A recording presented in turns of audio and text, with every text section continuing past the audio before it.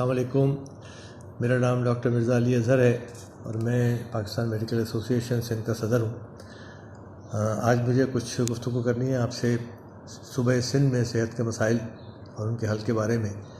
तो मैं समझता हूँ कि सूबे सिंध के जो मसाइल हैं वो पूरे पाकिस्तान के मसाइल के साथ जुड़े हुए हैं। पूरे पाकिस्तान में भी ज़ाहिर है कि पाकिस्तानी रहते हैं और सिंध के अंदर भी पाकिस्तानी रहते हैं। इनको हम पाकिस्तान से आइसोलेट करके या अलग करके नहीं देख सकते। इस वक्त जो सूरत हाल है वो पूरे मुल्क की वो ये है कि हमारे यहाँ सेहत के मसाइल को भी हम अलग से नहीं देख सकते, बल्कि सेहत के जो मसाइल हैं वो भी जुड़े हुए होते हैं दूसरे मसलों के साथ। जैसे मिसाल के तौर पे गुर्बत एक प्रॉब्लम है हमारे मुल्क की, और इस वक्त जो मुख्तात अंदाजे के मुताबिक हमारी 40% से ज़्यादा आबादी जो है वो गुर्बत की लकीर से नीचे रह रही है। तो ज़ाहिर है कि गुर्बत भी फिर एक मसाइल को जन्म देती है, और लोगों के जब वसाइल नहीं होंगे, गुर्बत होगी, खाने को नहीं होगा उनके पास, तो फिर जो हमारे सेहत के मसाइल हैं उनकी तरफ कहाँ से तवज्जो आएगी। तो पहली बात तो ये है। और दूसरी बात ये है कि हमारे जो इंडिकेटर्स हैं सेहत के, चाहे वो सिंध के हों या पूरे पंजाब के हों या दूसरे सूबों के या पूरे पाकिस्तान के, उसमें अफसोसनाक सूरत हाल ये है कि बहुत सारी चीज़ें ऐसी हैं कि जिसमें हम दुनिया के जो दूसरे जो इंडिकेटर्स हैं उनसे हम बहुत ज़्यादा पीछे हैं और हमारे हालात बहुत ज़्यादा ख़राब हैं। जैसे मिसाल के तौर पे हेपेटाइटिस को ले लें, 10% आबादी हमारी हेपेटाइटिस से सफ़र कर रही है। बच्चों की सेहत को ले लें, बच्चे हमारे बहुत सारे जो हैं वो 1 साल की उम्र तक पहुँचने तक, 5 साल की उम्र तक पहुँचने तक जो है वो वफ़ात पा जाते हैं। औरतें जो हैं हमारी अपने मसाइल की वजह से और अपनी जो बीमारियों की वजह से, ऐसी बीमारियां कि जिनको हम प्रिवेंट कर सकते हैं उसकी वजह से जो है वो औरतें मर जाती हैं।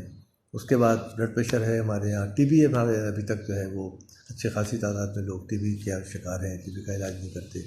और आम तौर पे जो बीमारियां ऐसी हैं कि जिनका प्रिवेंशन मुमकिन है, टाइफाइड है और पेट की बीमारियां, अगर पानी 90% आबादी जो है हमारी उसको साफ़ पानी पीने का नहीं मिलता।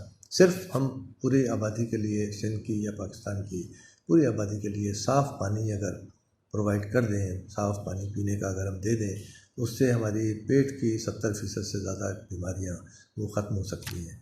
टाइफाइड जो है फैलने से रुक सकता है, पोलियो फैलने से रुक सकता है, और उसके ऊपर जो पब्लिक को परेशानी होती है, तकलीफ़ होती है और अखराजात होते हैं, उससे हम बच सकते हैं। तो ये सारी चीज़ें जो हैं इसको हमें लेना पड़ेगा अपने एक मुकम्मल पैकेज के तौर पे। और दूसरी बात जो मैं अर्ज़ करना चाहता हूँ ये है कि इस वक्त चाहे वो सूबा सिंध हो, 18वीं तरमीम के बाद ज़ाहिर है कि हमारे सूबे जो हैं वो सेहत के मामले में, तालीम के मामले में इंडिपेंडेंट है, और चाहे हमारा मरकज़ हो, वहाँ पे ना कोई तालीम के हवाले से और सेहत के हवाले से कोई पॉलिसी पाई जाती है, ना सूबों में कोई सेहत की ऐसी पॉलिसी कि जो आवाम दोस्त पॉलिसी हो और जिसके अमल पैरा होने से लोगों के मसाइल जो है वो हल किए जा सके। ऐसी पॉलिसी सूबों में भी नहीं पाई जाती। दूसरी बात हमारा बजट है। बजट का ये होता है कि बजट हमारे पाकिस्तान की तारीख़ में सेहत का बजट कभी भी 1% GDP से ज़्यादा नहीं रहा। और अगर 1% को भी अगर आप ईमानदारी के साथ हल इस्तेमाल करें और ईमानदारी के साथ अगर आप उसको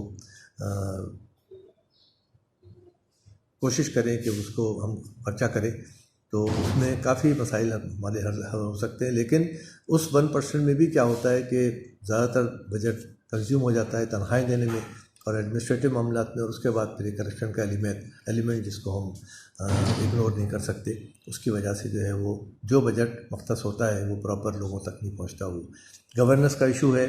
डॉक्टर्स जो हैं वो ड्यूटियों पे होते हैं, डॉक्टर्स सर्विसेज में होते हैं, लेकिन वो अपनी ड्यूटियों पे नहीं जाते। उसकी वजह ये है कि वो जिस जगहों पे जहाँ ड्यूटी उनकी लगाई जाती है, जिस जगह पोस्टिंग होती है, वहाँ उनकी शिकायत ये होती है कि किसी किस्म की कोई सहूलतें हैं ही नहीं कि हम जाके क्या करें। तो वो ये होता है कि अपने घरों में बैठे होते हैं और वो अपना काम नहीं कर रहे होते। ये भी एक बुरा इशू है। तो डॉक्टर भी ज़ाहिर है कि इसमें बराबर के शरीक हैं इस पूरे सिस्टम के ख़राब होने में। तो मैं समझता हूँ कि इसको पूरे सिस्टम के लिए हमें एक जामे पॉलिसी बनानी पड़ेगी। जामे पॉलिसी में बजट का मामला है, गवर्नेंस का मामला है, और बुनियादी चीज़ों की तरफ हमें तवज्जो देनी पड़ेगी कि हमें प्रिवेंशन की तरफ ज़्यादा जोर देना है। हमें लोगों को अपना लाइफस्टाइल चेंज करने की तरफ जो है ज़्यादा जोर देना है। हमें लोगों को इस बात पे कन्विंस करना है, लोगों को इस बात को समझाना और बावर कराना है कि ये जो बीमारियों की वैक्सीन की आज तक बनी इंसान में जितनी भी भयानक बीमारियां थी, चेचक है और खसरा है और ये खन्नास है और जो टेटनस है और पोलियो है, ये सब चीज़ें, इसका इलाज तो बाद में, इलाज तो खैर है ही नहीं बहुत सारी चीज़ों का, लेकिन उससे बचाव का जो वाहिद तरीका है वो वैक्सीन या टीके लगाना है वो। और चेचक में आप देखें दुनिया में करोड़ों लोग चेचक में मर जाते थे पहले, बहुत सारे मामूल हो जाते थे, बहुत से लोग अंधे हो जाते थे, चेहरे बिगड़ जाते थे लोगों के, लेकिन आज अल्लाह का शुक्र है कि दुनिया में चेचक मिट गई है। तो हमें लोगों को ये समझाना पड़ेगा, हमें लोगों को इस बात को यकीन दिलाना पड़ेगा कि ये वैक्सीन जो आती हैं ये बड़े सोच समझ के, और बड़े साइंसदान जो होते हैं इसके ऊपर बहुत अपना वक्त और अपनी काबिलियत सर्फ करते हैं, फिर उसके ऊपर बहुत ज़्यादा पैसा जो है हुकूमतें लगाती हैं। तो वैक्सीन जिस किस्म की, जैसे आजकल कोरोना की वैक्सीन के बारे में जो खबरें आ रही हैं वो ये कि लोगों में डिनाइल फैक्टर है और लोग मुख्तलिफ़ किस्म की बातें कर रहे हैं कि वैक्सीन नहीं लगवाएंगे। अनफॉर्चुनेट बात है, पढ़े लिखे लोग भी ऐसी बात कर रहे हैं। तो वैक्सीन लगाएं, प्रिवेंशन करें, लोगों को पीने का साफ़ पानी दें। इस सूबे की एक मजबूत पॉलिसी जो पेशेंट फ्रेंडली पॉलिसी हो, वो पॉलिसी की तश्कील दें और बजट बढ़ाएं। बजट बढ़ाने से ये होगा कि, और बजट बढ़ाएं, उसकी जो अखराजात हैं बजट के, वो सही जगह पे ऑडिट के साथ जो है खर्च होना चाहिए, ताकि ये पता चले कि वो बजट किस मद में आया था और किस मद में जा रहा है। और जो स्टैंडर्ड दुनिया के अंदर मौजूद हैं इस वक्त वैक्सीनेशन के, उस वैक्सीनेशन के स्टैंडर्ड को हम यहाँ पे लागू करें। इसलिए कि हम अनफॉर्चुनेटली पोलियो को अभी तक कंट्रोल नहीं कर सके, इसलिए कि लोग जो हैं वो पोलियो के टीके या पोलियो के जो खतरे हैं वो लोगों को नहीं पिलाते हैं। बहुत सारी चीज़ें, निमोनिया भी हम कंट्रोल कर सकते हैं, टाइफाइड कर सकते हैं, हेपेटाइटिस के टीके मौजूद हैं, आपके जीपीटी हम लगवाते हैं, उसमें पोलियो भी है, उसमें डिप्थीरिया भी है, उसमें टेटनस भी है।